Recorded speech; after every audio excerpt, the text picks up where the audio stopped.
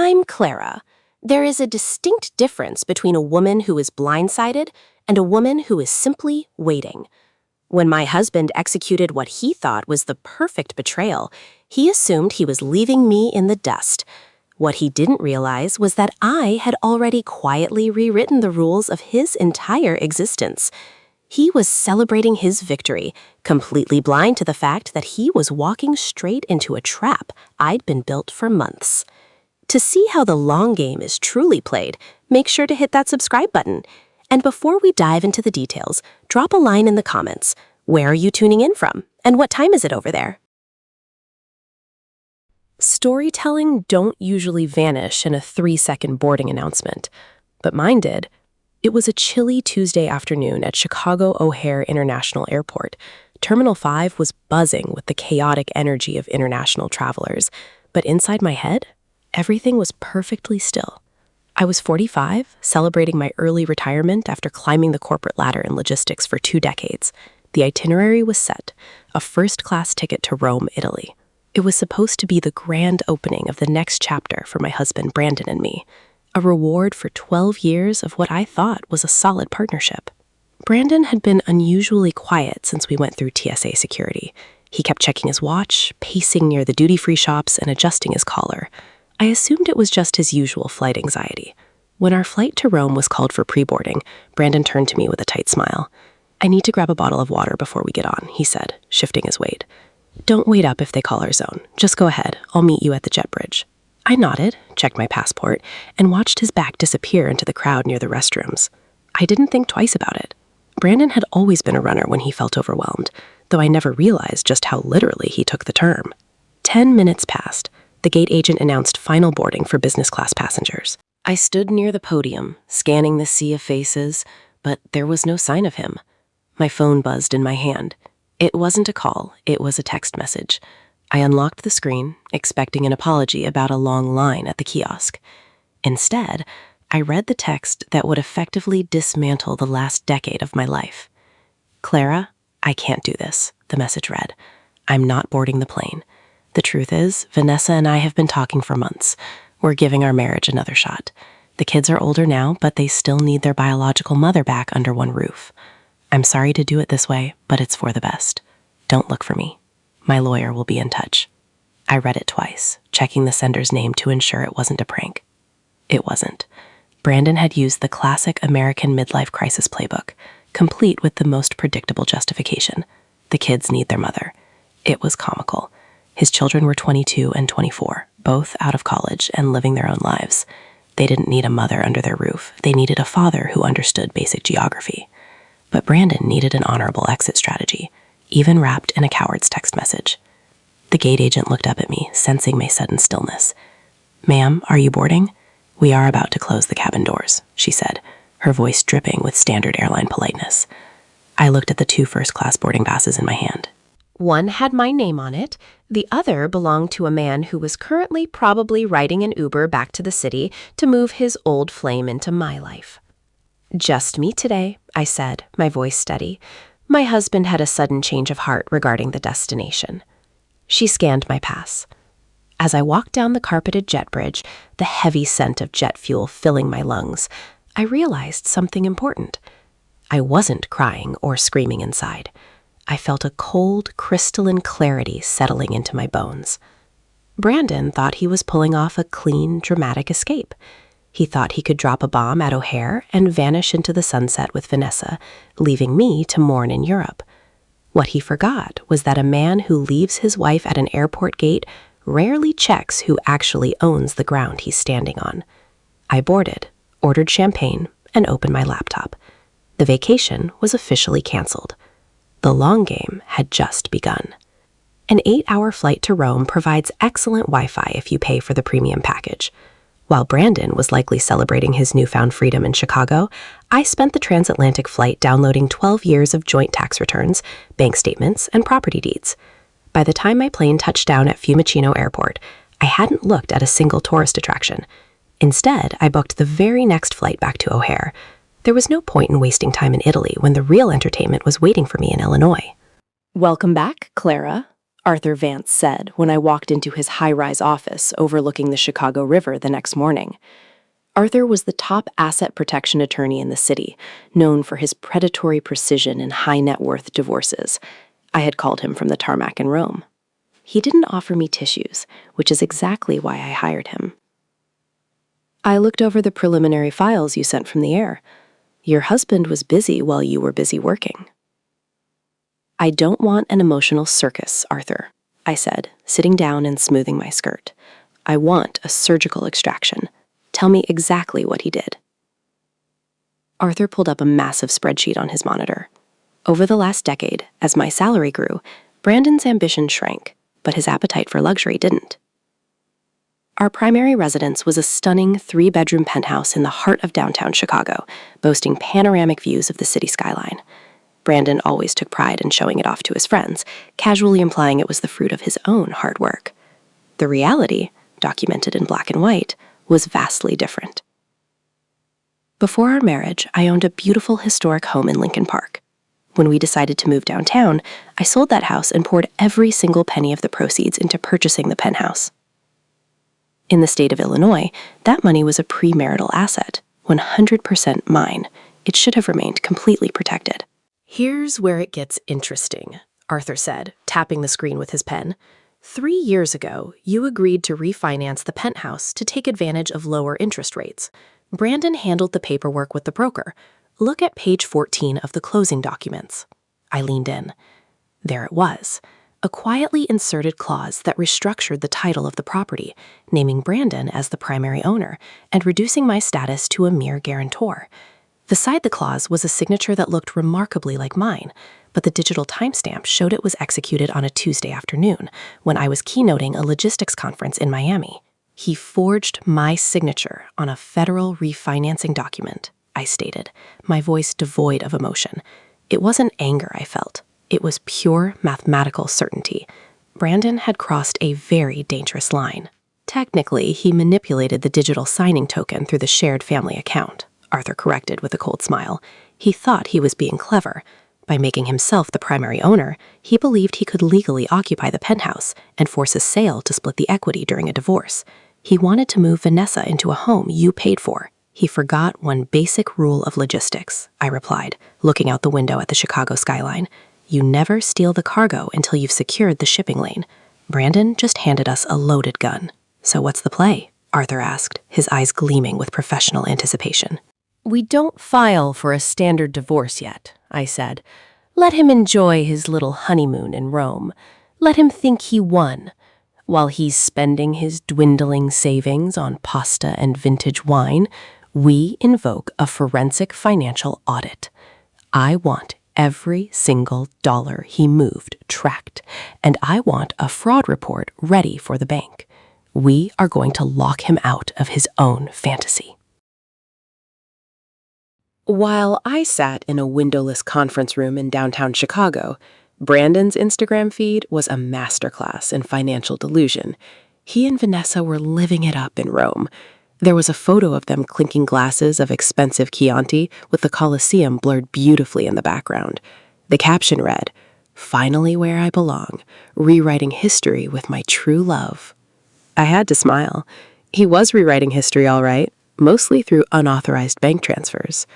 Vanessa looked absolutely ecstatic, draped in designer shopping bags from Via Condati. She clearly thought she had struck gold. She didn't realize she had hitched her wagon to a man whose net worth was currently tanking faster than a tech startup with no product. Let them enjoy the 5-star room at the St. Regis.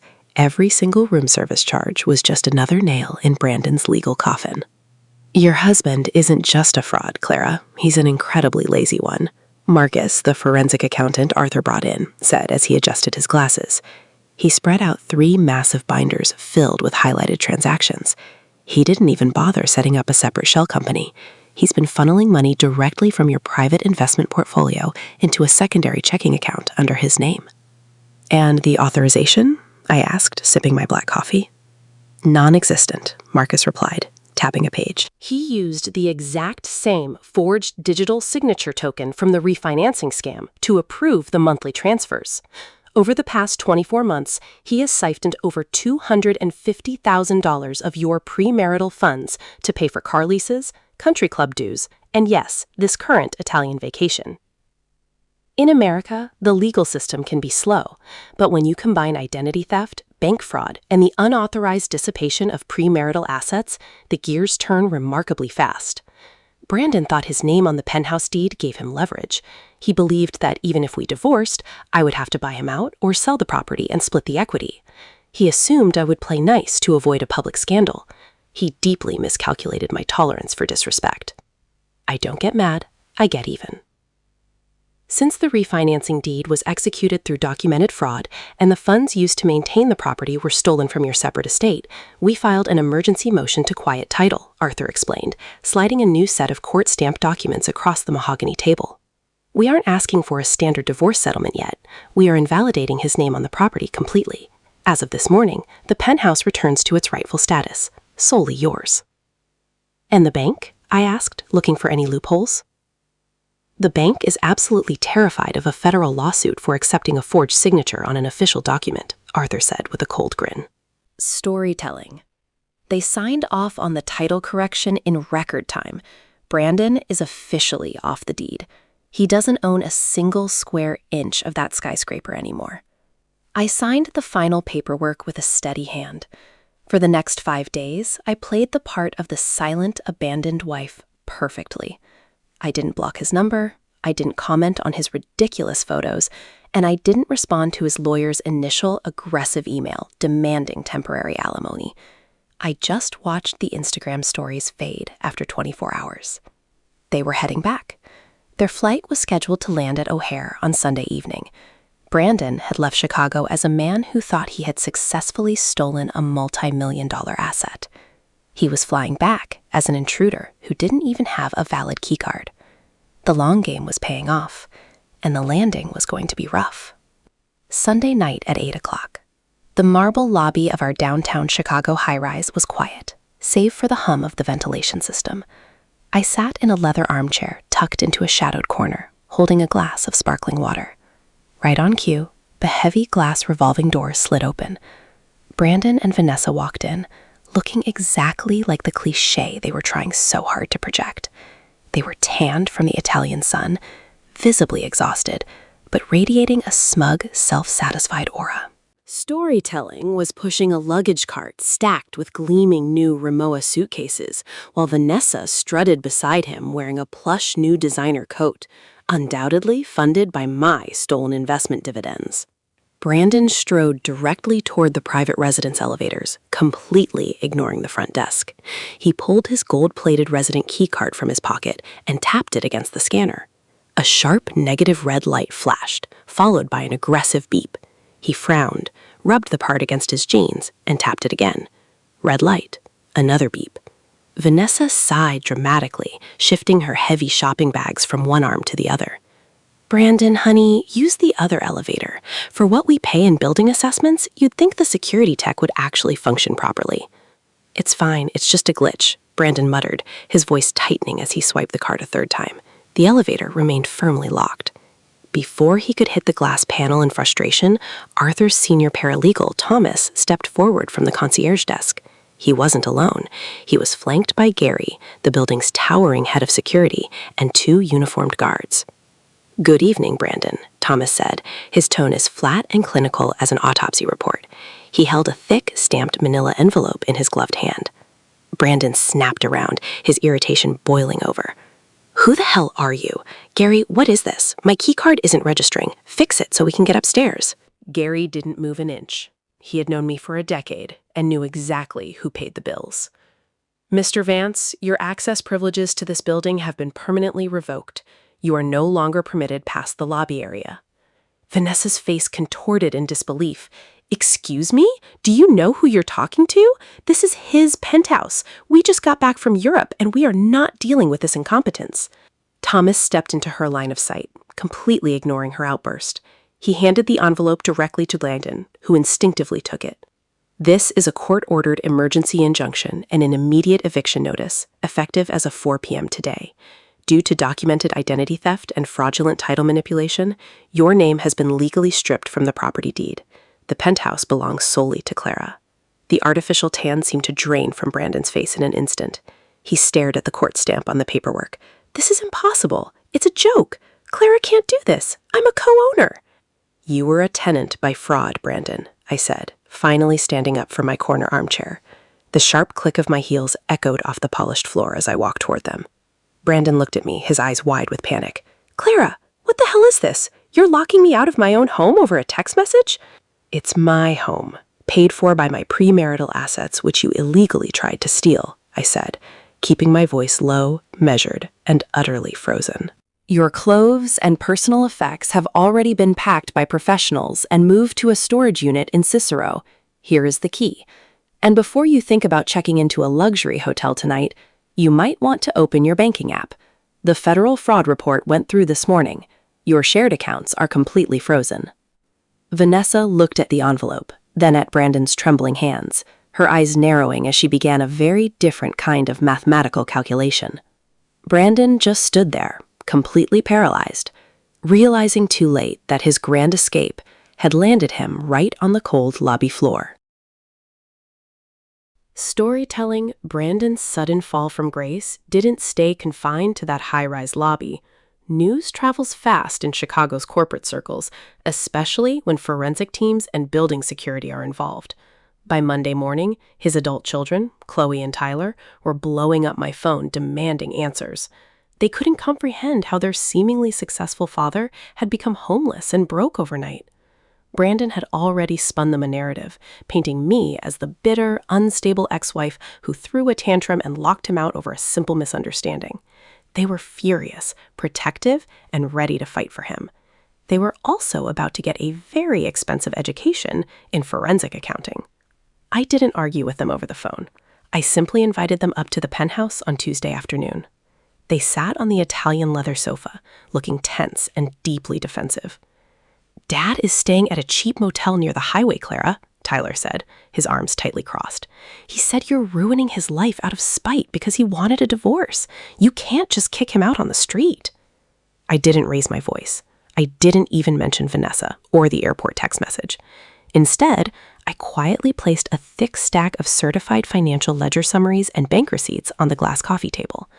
I don't do spite, Tyler. I do logistics and spreadsheets, I said, leaning back. Before you choose a side, I suggest you look at where your lifestyle actually came from. Storytelling. Chloe picked up the top folder. For the next 10 minutes, the penthouse was completely silent, save for the crisp rustling of paper. They were looking at the raw truth of their family's economy. Throughout their entire college lives, Brandon had played the part of the generous, self-made patriarch. He had taken all the credit for paying off their massive Ivy League student loans, funding their European gap years, and establishing their trust funds. He loved the adulation. But the paper trail didn't lie. Every single tuition payment, every rent check for their college apartments, and every dollar in their trust accounts had been drawn directly from my private premarital inheritance and corporate bonus accounts. Brandon had merely acted as the courier. He routinely transferred my money into their accounts and slapped his name on the greeting cards. Even worse, the recent bank logs showed that the $250,000 he had systematically siphoned from my portfolio wasn't used to help his children. It was spent entirely on five-star hotels and designer jewelry for Vanessa. Chloe looked up, her face pale. He told us he took out a second mortgage to pay for my master's degree, she whispered, her hands visibly trembling. He said he was working 80-hour weeks just to keep us afloat. Your father hasn't worked a genuine 40-hour week in a decade, I replied smoothly, taking a slow sip of my tea. He spent those hours perfecting his golf swing. He didn't pay for your education. I did. And the moment he left me at that airport gate, he was actively trying to drain the remaining funds meant for your future business ventures to finance his new life. Tyler slammed the folder shut, his jaw clenched in pure anger. In America, the respect for financial transparency and genuine parental sacrifice runs deep, and Brandon had shamelessly violated both. He lied to us our entire lives, Tyler said, looking at his sister. He used us as an emotional shield to look like the good guy, while he was robbing the only person who actually protected our future. What happens now? Chloe asked, looking at me with a profound sense of respect. I've already legally insulated your trust funds under my sole management, so he can never touch a dime, I said. As for your father, he made his choice at O'Hare. He chose his past. Now, he gets to pay for it. That evening, Chloe and Tyler made their own choice. They blocked Brandon's number and refused to return his desperate calls. In trying to use his children as his ultimate leverage, Brandon had accidentally exposed his own fraud to the only people whose respect he actually cared about. The golden facade of the doting father had completely shattered. By Thursday evening, the illusion of Brandon and Vanessa's grand romance had officially expired. Storytelling, a relationship built on stolen money, has the shelf life of open milk, and without my investment dividends to fund the fantasy, reality had set in fast. Brandon was stuck in a low-rent motel near the interstate, trying to figure out how to pay for a lawyer when his credit cards kept returning a declined message. Vanessa, meanwhile, was experiencing the sudden realization that her Prince Charming was actually just an unemployed fraud facing a mountain of legal liabilities. My phone rang at 7 p.m. It was an unlisted number. I poured a glass of Pinot Noir, sat down at my kitchen island, and pressed accept. I didn't say hello. I simply waited. Clara. Vanessa's voice cut through the speaker. The soft, breathless tone she used in her social media videos was completely gone. This voice was raspy, angry, and transactional. You think you're incredibly clever, don't you? Dropping that eviction notice, freezing the shared accounts, turning his own children against him? You've completely ruined everything. I took a slow sip of wine. I didn't ruin anything, Vanessa. I simply repossessed what was legally mine. Brandon's financial collapse is a direct result of his own poor management. Vanessa let out a sharp, cynical laugh that sounded like glass breaking. Don't play the dignified corporate executive with me. You knew exactly what you were doing. You let us fly all the way to Italy, letting him spend every dollar he had left just so you could pull the rug out from under him the second we landed. I prefer to think of it as a necessary market correction, I replied, my voice completely flat and unbothered. In America, we call it consequences. Consequences, she sneered, her composure fracturing completely. Do you honestly think I came back to him because of his charming personality? Please. Brandon is 48, balding, and terrified of becoming irrelevant. I came back because he promised me a $3 million penthouse, a luxury lifestyle, and an early retirement funded by your hard work. He swore to me he owned half of your logistics portfolio. He practically guaranteed me that you would play nice and settle quietly just to avoid a public scene. I listened to her rant, feeling a profound sense of satisfaction. The gold mask hadn't just slipped, it had shattered on the floor. And now? I asked, prompting her with engineered calm. How is life at the motel? It's a nightmare, she hissed, her bitterness radiating through the line. He's pathetic. He spends all day staring at a blank phone because Tyler and Chloe won't take his calls, and he expects me to comfort him. I am not a nurse for a broken man. I'm calling to tell you that I'm packing my bags tonight. The second his lawyer confirms there is absolutely no equity left for him to split, I'm catching a flight out of here. I didn't sign up for poverty, Clara. You can have your pathetic husband back. Oh, I don't want him back, Vanessa, I said, each word deliberate and ice cold. In my line of work, we don't reinvest in depreciated assets. I've already written Brandon off as a bad debt. But I do appreciate the call. You've just confirmed that your entire reconciliation was a financial conspiracy. What? She stammered, suddenly catching herself. Goodbye, Vanessa, I said, and ended the call. I didn't waste a second. I forwarded the call transcript log from my secure corporate routing line directly to Arthur. In our upcoming litigation, this explicit admission of financial opportunism would completely obliterate any claim Brandon might try to make for temporary spousal support or marital hardship. Vanessa was leaving him tonight, and by tomorrow morning, Brandon would be entirely alone, sitting in a cheap motel room, with nothing but his luggage and his thoughts. 6 months later, the Cook County Domestic Relations Courtroom was entirely devoid of the theatrical drama Brandon had undoubtedly anticipated. He sat at the defense table looking a decade older, his off-the-rack suit hanging loosely off his shoulders. The sun-kissed tan from Rome had long since faded, replaced by the pasty gray pallor of a man who spent his days avoiding process servers. Vanessa was nowhere to be found. True to her word, she had cleaned out their shared motel room and caught a one-way flight to Miami the moment the frozen account status became permanent. She had left Brandon with nothing but a stack of unpaid bills and a reality check he couldn't afford to cash. Arthur Vance stood beside me at the petitioner's table, adjusting his silk tie with the relaxed confidence of a grand master playing a novice. When the judge reviewed the binders of forensic accounting logs alongside the certified transcript of Vanessa's desperate phone call, Brandon's attorney looked visibly sick. In the American legal system, judges possess a profound, unyielding distaste for litigants who commit systemic bank fraud and identity theft to finance a luxury affair. "Mr. Vance," Judge Harrison said, her voice cutting through the quiet courtroom as she glared over her spectacles at my ex-husband. "Your conduct during the final years of this marriage is a textbook definition of egregious marital dissipation and bad faith. You did not merely stray from your marital vows. You actively engaged in calculated financial crimes against your spouse." Brandon stared down at the mahogany table, his shoulders slumped in total defeat.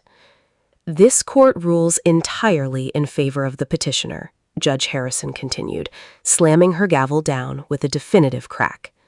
"The premarital property remains solely the estate of Clara Vance. Furthermore, you are denied any form of spousal support, and you are ordered to pay full restitution of the $250,000 siphoned from the petitioner's private accounts, alongside her total legal fees." Brandon buried his face in his trembling hands. He didn't even have $2,500 to his name, let alone $250,000. To add the final poetic touch of ruin, Chloe and Tyler were sitting quietly in the gallery directly behind me. Throughout the entire 2-hour hearing, they hadn't glanced at their father even once. They were there to support the only parent who had ever actually invested in their future.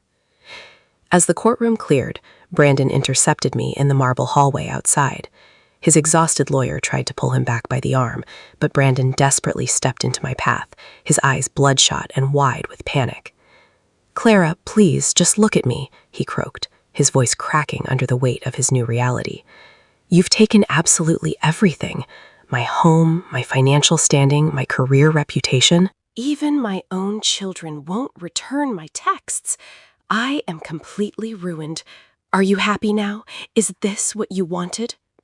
I stopped, looking at him, not with malice and certainly not with anger, but with the mild, detached curiosity one might afford a poorly written spreadsheet. "I don't operate on happiness, Brandon. I operate on equity," I said, my voice smooth, measured, and perfectly frozen. "You believed you left me stranded at O'Hare with nothing but a suitcase, but you forgot a fundamental truth of our lives. Everything you possessed, your lifestyle, your social status, your luxury vacations, and your children's admiration, was entirely borrowed from my hard work. I didn't ruin you, Brandon. I simply recalled the loan." I didn't wait for a response. I turned and walked toward the elevators, the steady, rhythmic click of my heels echoing down the long corridor. That evening, I stood on the private balcony of my penthouse, sipping a flawless glass of vintage champagne while looking out over the sparkling expanse of the Chicago skyline. The autumn air was crisp, clean, and entirely free of deceit. The long game was officially over. The ledgers balanced perfectly, the assets were permanently secured, and the liabilities had been completely wiped from the books.